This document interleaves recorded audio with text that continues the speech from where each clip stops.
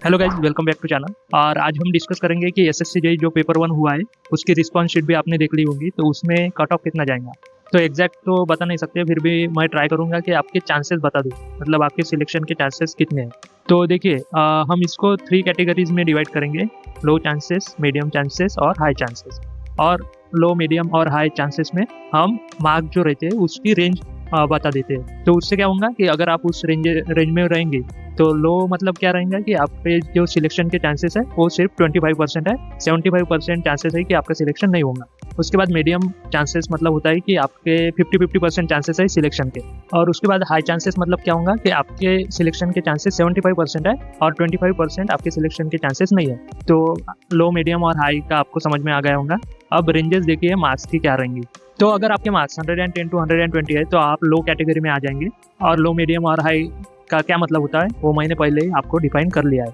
और अगर आपके मार्क्स 120 टू 130 आ रहे हैं, मतलब 120 टू 130, तो आप मीडियम कैटेगरी में आ जाएंगे। और अगर आपके मार्क्स 130 टू 140 आ रहे हैं तो आप हाई कैटेगरी में आ जाएंगे।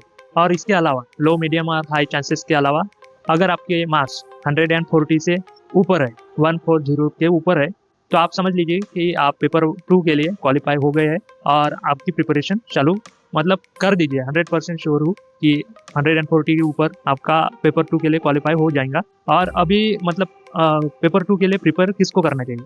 तो अगर आप मीडियम और हाई कैटेगरी में आते हो तो आप पेपर 2 के लिए प्रिपेयर करना चालू कर दीजिए। और अब क्या ये जो भी मैंने बताया लो, मीडियम और हाई, तो ये क्या, तो ये कुछ फिक्स नहीं है। तो इसमें मतलब वो समझ में आ जाएगा कि जब कट ऑफ लगेगा तो डेटा तो रिलीज हो जाएगा, पर जस्ट एक प्रेडिक्शन है। आप माने तो मान सकते हो, नहीं तो फिर आप छोड़ भी सकते हो। तो ये सिर्फ एक प्रेडिक्शन था, तो आप बता सकते हो कि आपके हिसाब से कट ऑफ कितना जाएगा। मैंने रेंजेस में डिवाइड कर लिया है, तो उससे क्या होगा कि उस रेंज में कट ऑफ आ जाएगा।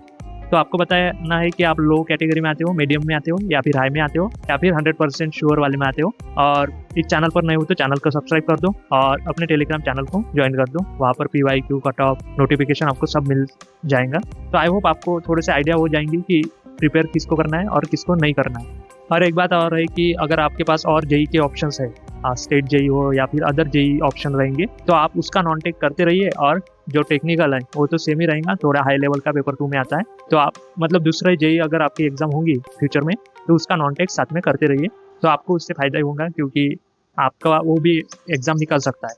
तो अगर आप SSC जेई पेपर 2 ही दे रहे हो तो टेक्निकल करने में कुछ बुराई नहीं है। अब पेपर 1 तो नेक्स्ट ईयर आएगा, तो वो बाद में कवर हो सकता है। तो मिलते हैं नेक्स्ट वीडियो में, तब तक जय हिंद, जय भारत।